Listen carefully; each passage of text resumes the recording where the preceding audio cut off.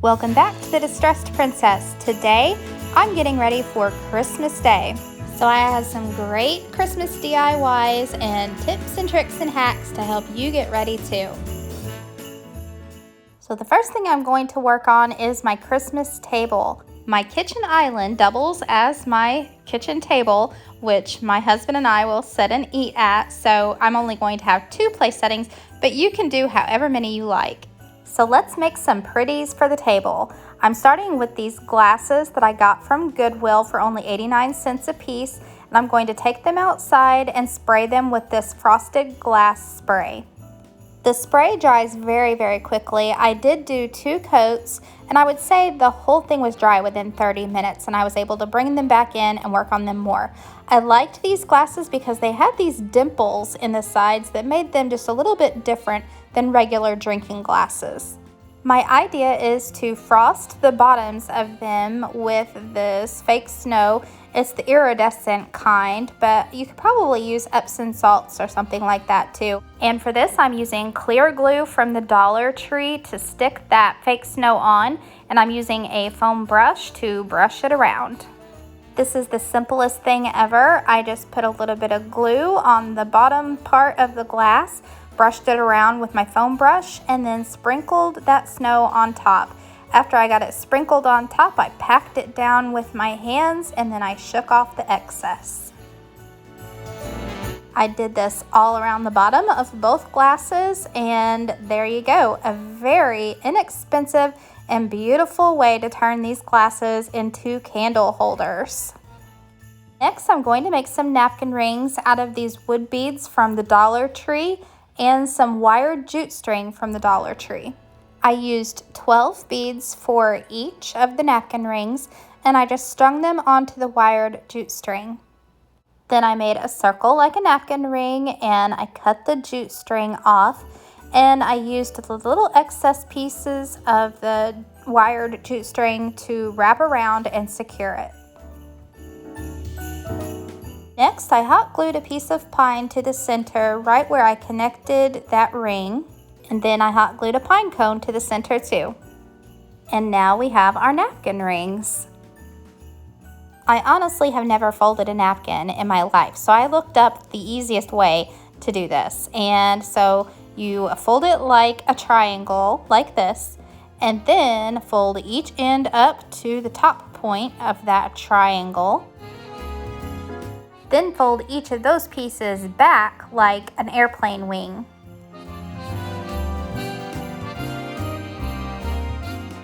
Then gather it all up from the bottom and place your napkin ring up through the center. There are all kinds of ways to fold your napkins, but this is just the easiest one that I thought that would work for the napkins I'm using. I wanted to have some little houses like this one that I had left over from Target, but I wanted more like it. So I thought that I could use these little things that I had from Dollar Tree. So if you have any house type shaped things in your stash, you can turn them into these pretty houses for this tablescape. The felt flowers were pretty stuck on, so I'm using my hair dryer to heat them up and then this spatula to scrape them off. And peel off any stickers that might be on the back too. If you have any sticky or hot glue left over from those felt flowers, then sand that off. Now paint the house on all sides with white chalk paint.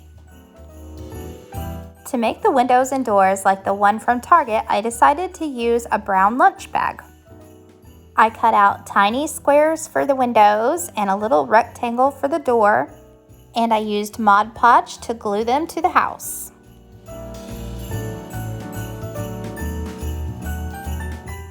To match the house from Target, I'm going to use some truffle chalk paint by Waverly, and I'm going to dry brush that all over the top of the house, windows, door, and all, and I'm going to do this with all sides. I made a couple of these in a couple different ways, and that's going to go on my table. I also decided to paint the back side of the original house from Target so that all of the houses are painted on all sides. So no matter what side of the table you're sitting on, you see a finished product. This is a church that I found that I didn't even remember I had. I guess I bought it at the Dollar General store last year for $3, and I wanted it to go on my table with my houses, but it didn't have a painted back, so I went ahead and painted it white. Now we're ready to start putting the table together. For the center, I'm using a scarf. Any kind of a sweatery type scarf will work perfectly for a table runner on your table.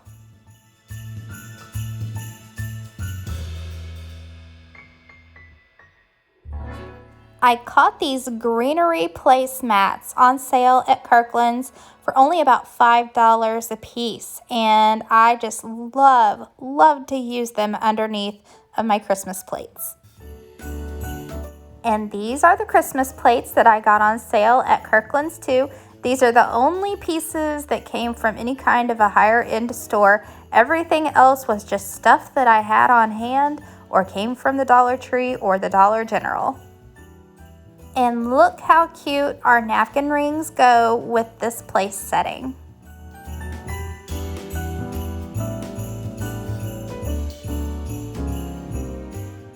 I'm using my wine glasses with the gold rim that were gifted to me one Christmas to put with my place settings. And now we put the decorations. So I'm using a little Christmas tree for the center, and then one of the frosted glass DIY candle holders on each side. I'm using real votive candles, but you can use LED if you like. And I'm going to make use of some of these gold pine cones that I got from the Dollar Tree. I'm going to unwind them and string them out on my table.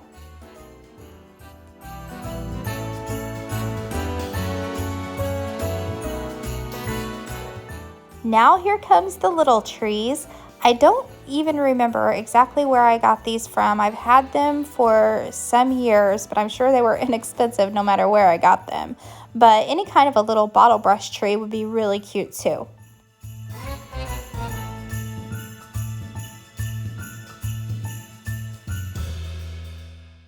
And the last thing is my churches and my houses. I do have two churches. I had another church that I found that I forgot that I had, and I think it came from Walmart for a couple of bucks. I painted the back of it the same as I did everything else. I'll show you the back side of this tablescape too when I get it all put together. And so you can, of course, tweak this to your liking. If you are doing this on not a kitchen island like I am, and you're gonna have people sitting on the other side, then face some of the houses and decorations toward the other side too, so that everyone all around the table has pretty things to look at.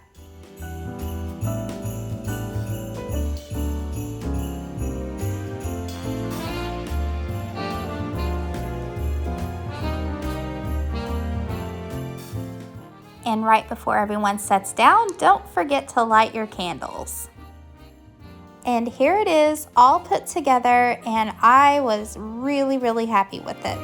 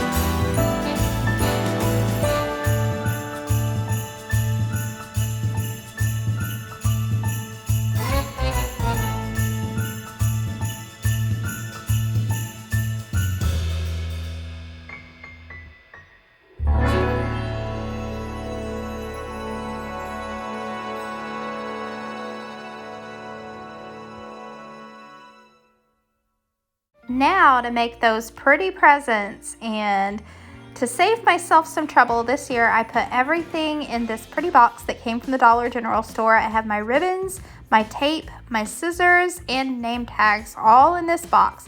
And my plan is to, every time I used the tape or the scissors or any of this stuff, it goes right back into the box immediately so that these things don't get lost and you're sitting around looking for your tape and scissors. Here's one idea to make your packages extra special pretty. It is to use 2 different kinds of paper. And this is great if you have some leftover little scraps of paper that are pretty and they're not really big enough to do anything with. You can add it to the center of one that you've already wrapped just for an extra little pretty. Then layer up a wide ribbon and a thin ribbon to make a pretty bow. Add a little sprig of greenery and you can tape that underneath the ribbon where it won't be seen.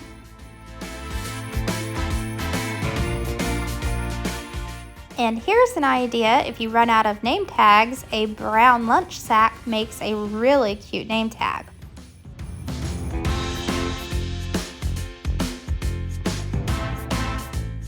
And here's another one I did with 2 different kinds of paper. Now, what do you do if you run out of gift bags and you don't have a box to fit something? It's kind of a wonky shaped something. I'll show you how you can make a gift bag out of wrapping paper. First, take a large sheet of paper, put the present in the middle, and fold up the 2 sides, and tape that piece together.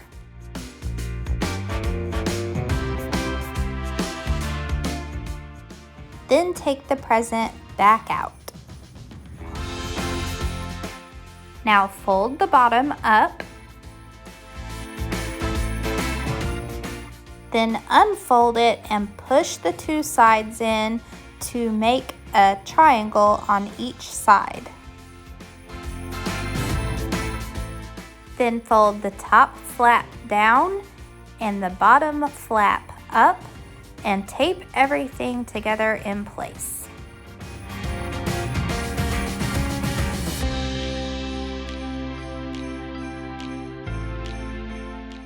Now you can put your present back inside and roll up the bag a couple of times and tape it down.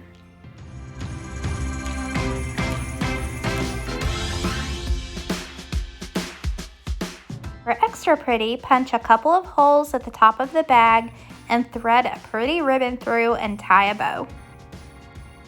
And then add your name tag. Then cross your fingers that the kitties don't tear into them before the children do.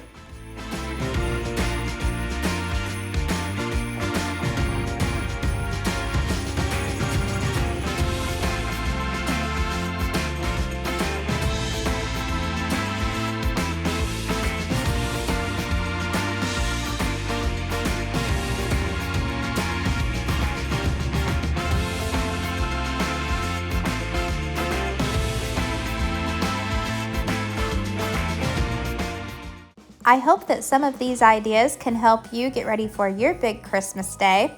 And thank you all so very much for watching. I hope you have a very, very Merry Christmas. This is my last video of the year, but I will be back on a special day and time to celebrate a new season. It'll be Valentine's Day crafting season when I come back. So on January the 7th, which is on a Saturday at 7 p.m. Central, I'll be joining the unicorn herself, Sammy Veltri from Unicorn Dust Designs, for a Valentine's Day playlist. So have a good one, everyone, and I'll see you in the new year. Bye!